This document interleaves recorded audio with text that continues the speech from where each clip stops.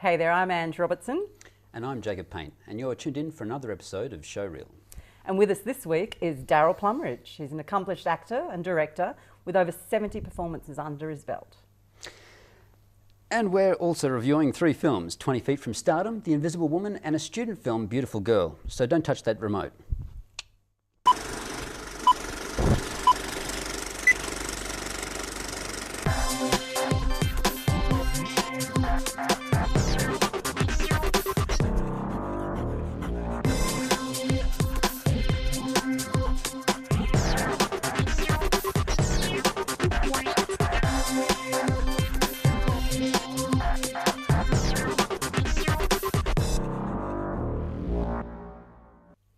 Welcome back to Showreel. So our guest host today has done plenty of short films and plays and commercials and many more.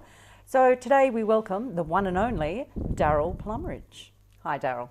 Thank you, Ange. Jacob. Nice to have you on. So, Darrell, tell us, how did it all begin? Oh, well, I guess it started when I was about 20. I saw an ad in the local paper down at Sunnybank for a play, so I thought I'd go along and audition. It's something I always wanted to do, but sort of sport and life got in the way, and got the role, and yeah, then I got transferred up to Rocky, got another role up there, and got transferred back to Brisbane, so I missed out on both of those, and then just started again back in Brisbane and did about 20 plays. Okay, and then when did you move into directing?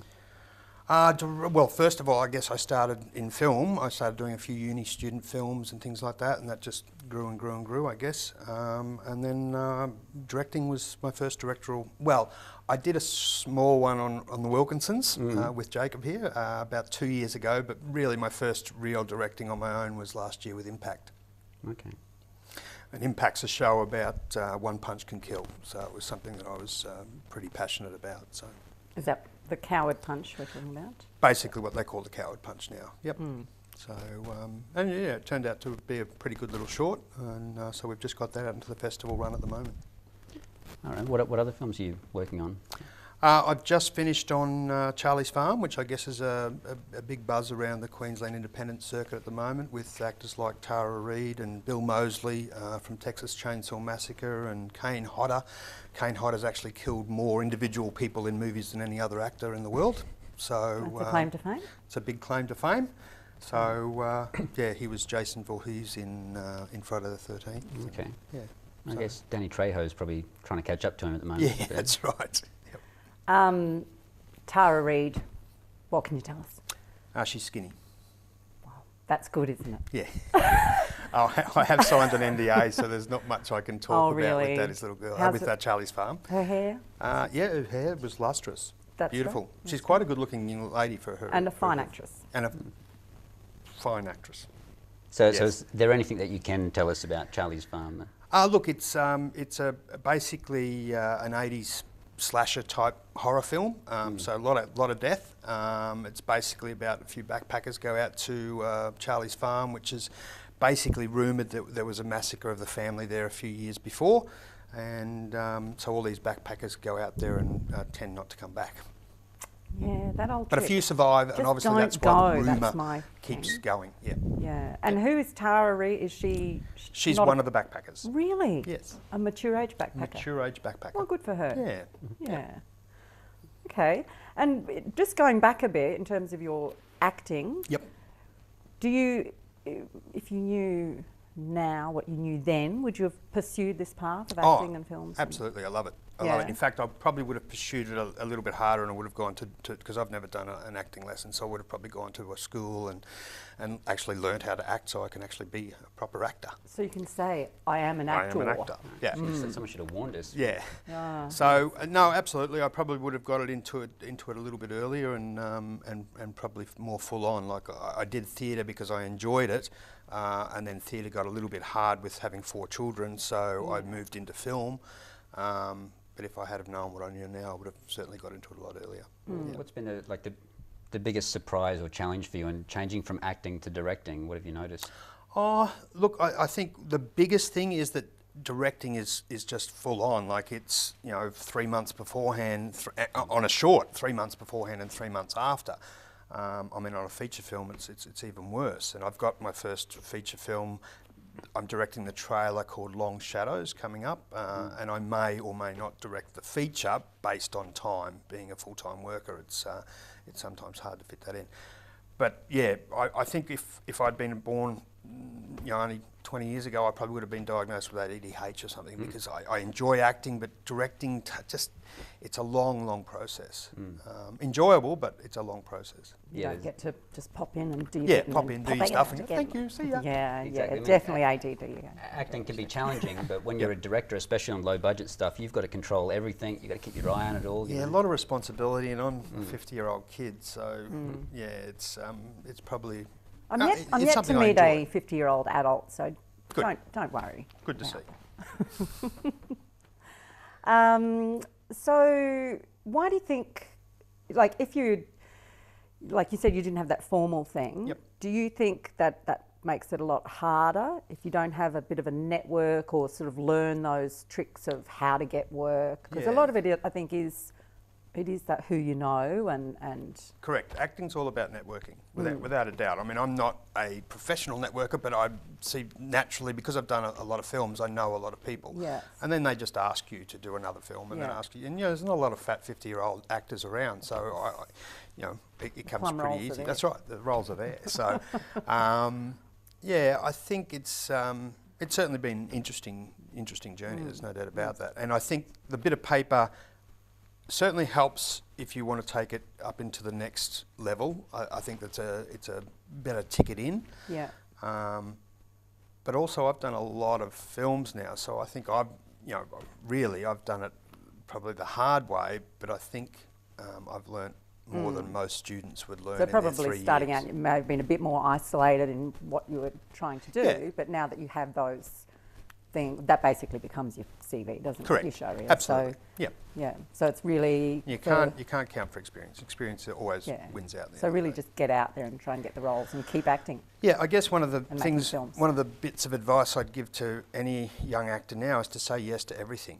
Because even when you get a role that you don't think is going to be great, there's so many people that you meet on every role, on every film set, that that person, that young runner that's on that film may be the next Steven Spielberg. And I've had films where I've been on a pretty ordinary film, but one of the guys was writing a film and he wrote a part for me, and now he's doing a $10 million film called Break the Rock. Yeah. So, and obviously I'm jumping on his coattails. Yeah. So. Well, it can happen quite quickly, can't it? Yes. That's what I've always Exactly. said. It's like, well, be nice to everyone, because that runner is maybe employing you in your Absolutely, next and role. that's the advice I give: is say yes to everyone, everything, and be nice to everyone, because you just and mean it. Yeah. Yep. Probably not bad life philosophy, really. No, exactly. All right, Darrell, well, you're going to stick with us, and it's time for an ad break now, but we'll be back shortly, so stay tuned.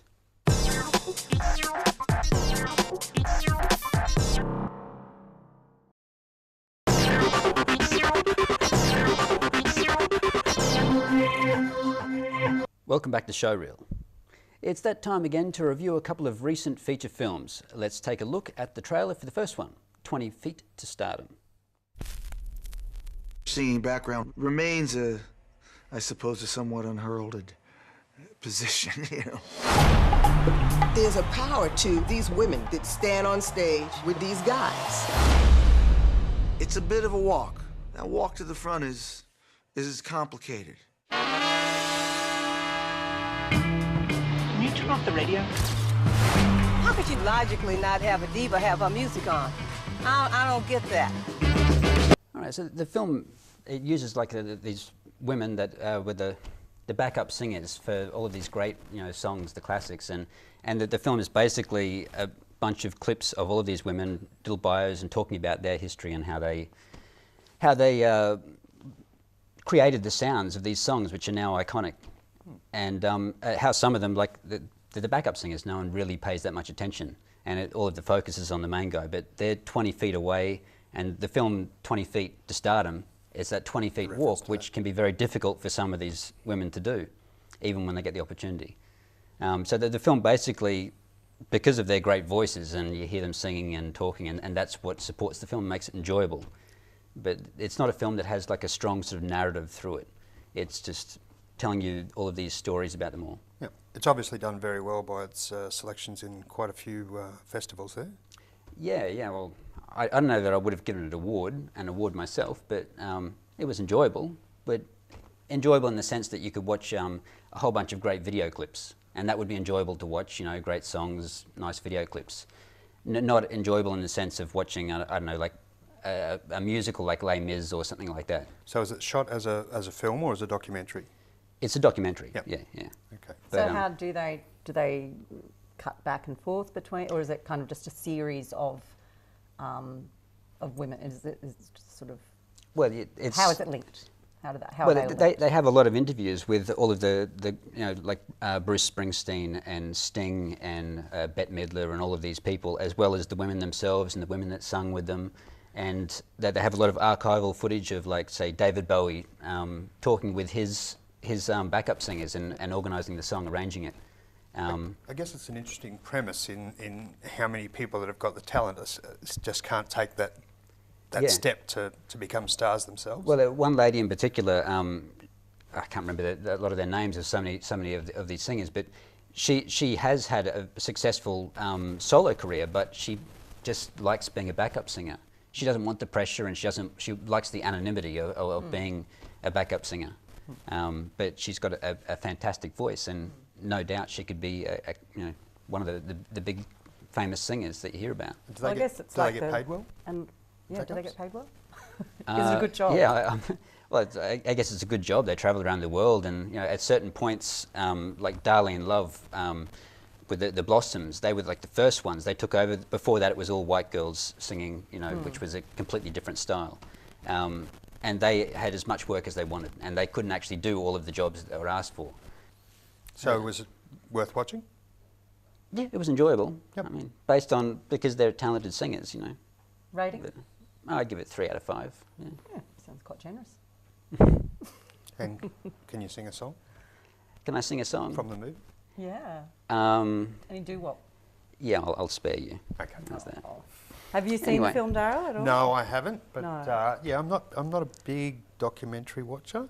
In fact, I hardly ever get to the movies at all, really. Yeah. Too busy. Yes. All right, so our second feature film for this week is The Invisible Woman. Let's check out the trailer. Mr. Dickens! Mr. Dickens! You are an admirer of my husband's work? At the moment, I'm lost in Little Dorrit. Do you love him? He's married. That has not stopped him falling in love with you. You are part of my existence, part of the little good in me, part of the evil. What is it that we are? The Invisible Woman, only in cinemas. Okay, so I went along and saw The Invisible Woman, which is in the cinemas now. It's very much in the period piece genre. It's basically about Charles Dickens and his affair with an 18-year-old. So it's sort of been glossed over that, oh, an 18-year-old, is that kind of a predatory thing? That wasn't really addressed in the film, because I actually don't think it's that relevant. How old was Dickens at the time? 43 or something. This is back in a time where it was probably not that uncommon for people to marry their 13-year-old cousins or something. Yeah, I think, yeah, he was married, so that's probably more of the, and that is basically the plot of the film. It's like, even though, so he was married, but the secret, even though his wife and he separated later, the mistress, Nellie Ternan, still had to remain anonymous and hidden, and she was, as he says in the film, his secret. When I heard it, I thought it might have been the Invisible Man, but as a woman, but yeah, obviously no, not. So she's invisible and basically lives her life, well, her time with him, because she actually marries and becomes a school teacher and a mother, and this is it's in a flashback format. So the invisible means that she's never seen by anyone, yes, basically. she can't really exist in his world.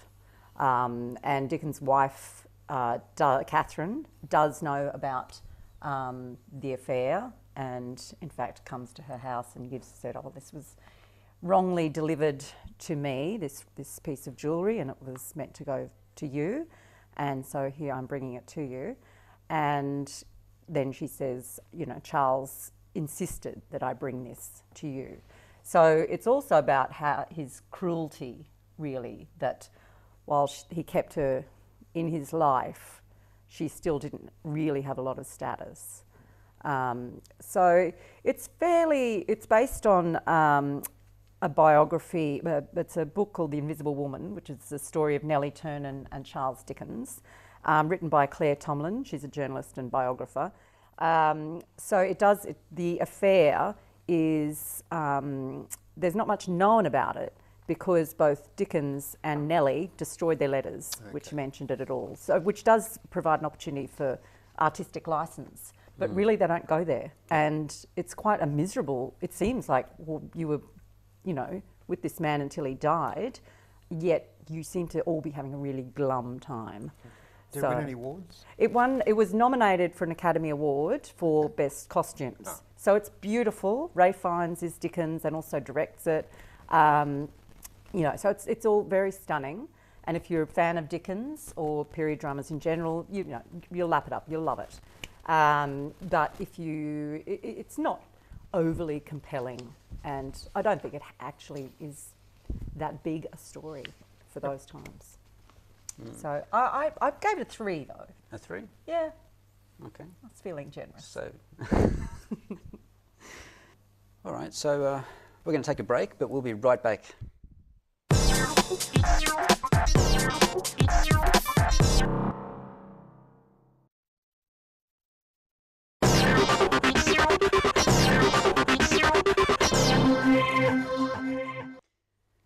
Our local short film this week is Beautiful Girl by Ethan Scott.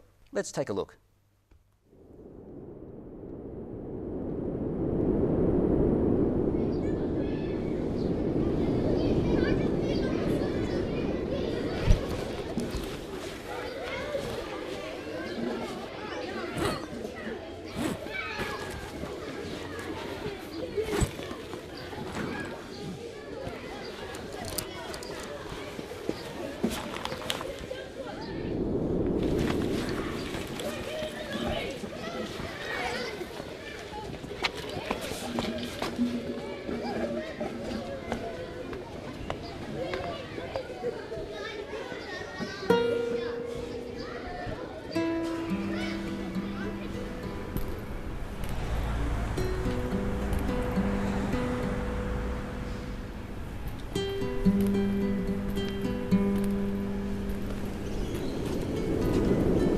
Leave me alone, you freak.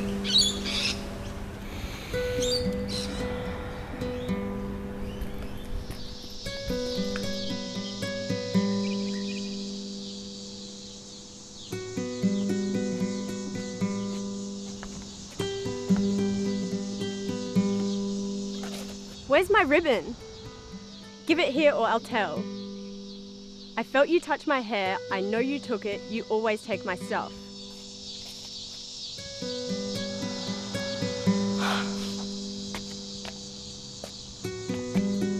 What?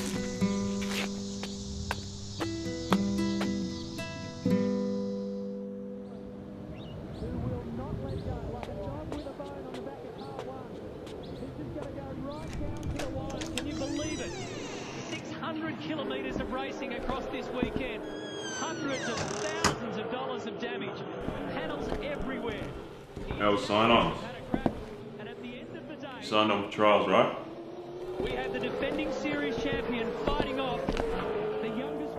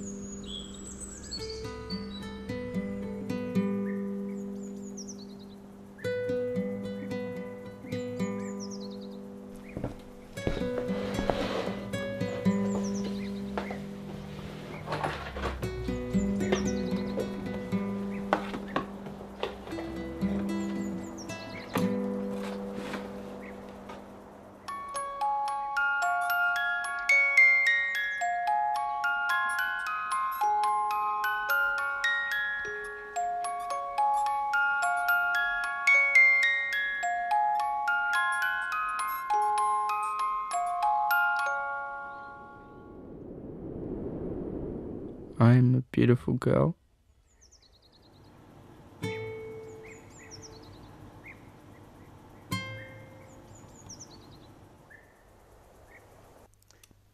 What do you make of that?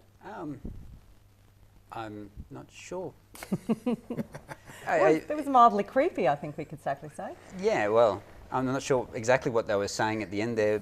I guess cross-dressing starts young. Well, I guess it's questioning, like, you think that he's being creepy because he likes her, and then obviously at the end it's completely different. He just wants to be like her. Yeah.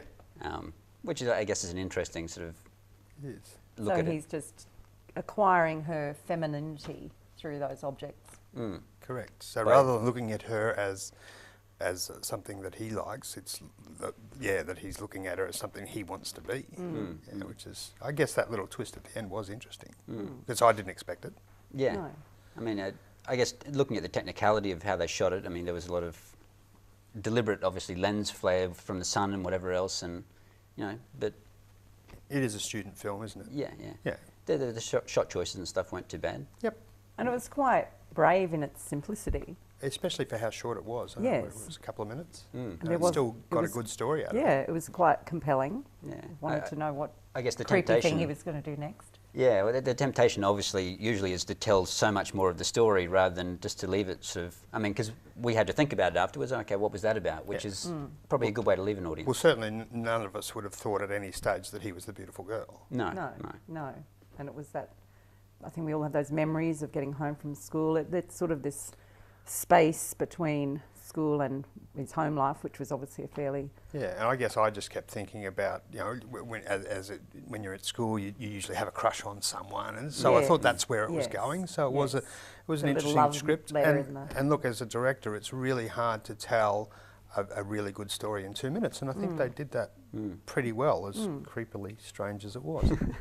So Ethan Scott, unusual, but we liked it. Yeah, well done. keep up the good work. So you can find the link to that short film, Beautiful Girl, on our website. All right, before we leave, Darrell, is there any other projects coming up? Yeah, I've got a few. I guess when I talked about earlier, Long Shadows, Joss McWilliams, one of the leads in that, and Linda Miller. So we'll be shooting the trailer in June, over probably 2 weekends, and then the feature probably will be shooting around about November or December next year. I've also just been brought on as a producer for another film called Thicker Than Water. We've got a couple of really good lead actors in that I can't name yet because they haven't been confirmed, but we're pretty sure we've got them. So I'm available, by the way. Yeah, so that was written by Ali Popov and Madeline Kennedy, so looking forward to that one. That again will be towards the end of the year. And I'm also lead in a film called Blind Eye, which is a vigilante superhero, which is pretty good for a fat 45-year-old guy. I'm a 49-year-old guy. So I'm looking forward to that because there's quite a bit of action in that one. So watch Ghost Dog with Forrest Whitaker. Yeah. So looking forward to that. I'm also running the Brisbane Actors Community Group on Facebook, and I've just started Australian Actors Community Group. So, and in fact, I only started that yesterday. So that's just to get a little bit more interest from other states and see what's going on. You're a bit of a slacker, it sounds like. Pretty much. You don't have a lot going on. No, I try to, in between looking after the 4 kids and working, it's not much on really. Well, it's been great to have you on the show. And viewers, check out our website and our Facebook, Twitter and YouTube pages. And please continue to donate to our Indiegogo crowdfunding campaign because we really do need your support and it's greatly appreciated. We'll see you next week. Until then, bye for now.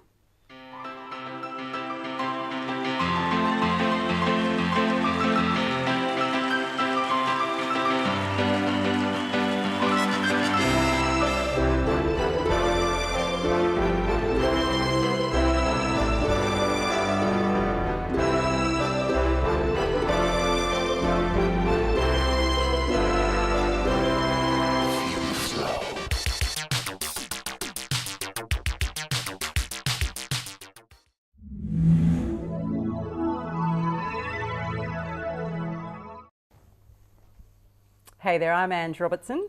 And I'm Jacob Payne, and you're tuned in for another episode of Showreel. And with us this week is Darrell Plumridge. He's an accomplished actor and director with over 70 performances under his belt.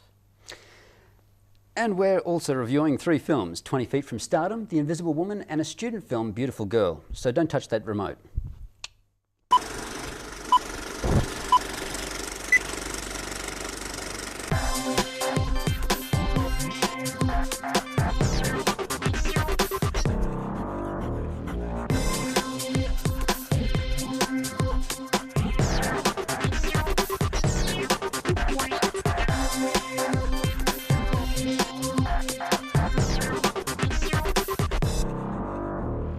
Hodder. Kane Hodder's actually killed more individual people in movies than any other actor in the world. So that's a claim to fame. It's a big claim to fame. So yeah, he was Jason Voorhees in Friday the 13th. Okay. Yeah. I guess Danny Trejo's probably trying to catch up to him at the moment. Yeah, that's right. Yep. Tara Reid, what can you tell us? She's skinny. Wow, that's good, isn't it? Yeah. I have signed an NDA, so there's not much I can talk about with Daddy's little girl, with Charlie's Farm. Her hair? Yeah, her hair was lustrous. That's beautiful. Right. She's quite a good-looking young lady for her. And a fine actress. And a fine actress. So is there anything that you can tell us about Charlie's Farm? Look, it's basically an 80s slasher type horror film. So a lot of death films and things like that, and that just grew and grew and grew, I guess. And then directing was my first directorial. Well, I did a small one on the Wilkinsons with Jacob here about 2 years ago, but really my first real directing on my own was last year with Impact. Okay. And Impact's a show about one punch can kill, so it was something that I was pretty passionate about. So, is that the coward punch we're talking about? Basically, what they call the coward punch now. Yep. So, and yeah, it turned out to be a pretty good little short, and so we've just got that out into the festival run at the moment. All right. What other films are you working on? I've just finished on Charlie's Farm, which I guess is a big buzz around the Queensland independent circuit at the moment, with actors like Tara Reid and Bill Moseley from Texas Chainsaw Massacre and Kane Hodder. It's basically about a few backpackers go out to Charlie's Farm, which is basically rumoured that there was a massacre of the family there a few years before, and so all these backpackers go out there and tend not to come back. Yeah, that old But trick. a few survive, and obviously that's why the rumour keeps going. Yeah. Yeah. And who is Tara Reid? Is she? She's one of the backpackers. Really? Yes. A mature age backpacker. Mature age backpacker. Well, good for her. Yeah. Yeah. Okay. And just going back a bit in terms of your acting. Yep. Do you, if you knew now what you knew then, would you have pursued this path of acting and films? Absolutely, I love it. I love it. In fact, I probably would have pursued it a little bit harder, and I would have gone to because I've never done an acting lesson, so I would have probably gone to a school and actually learned how to act so I can. Welcome back to Showreel. So our guest host today has done plenty of short films and plays and commercials and many more. So today we welcome the one and only Darrell Plumridge. Hi, Darrell. Thank you, Ange. Jacob. Nice to have you on. So, Darrell, tell us, how did it all begin? Oh, well, I guess it started when I was about 20. I saw an ad in the local paper down at Sunnybank for a play, so I thought I'd go along and audition. It's something I always wanted to do, but sort of sport and life got in the way, and got the role, and yeah, then I got transferred up to Rocky, got another role up there, and got transferred back to Brisbane, so I missed out on both of those, and then just started again back in Brisbane and did about 20 plays. Okay, and then when did you move into directing? Well, first of all, I guess I started in film. I started doing a few uni student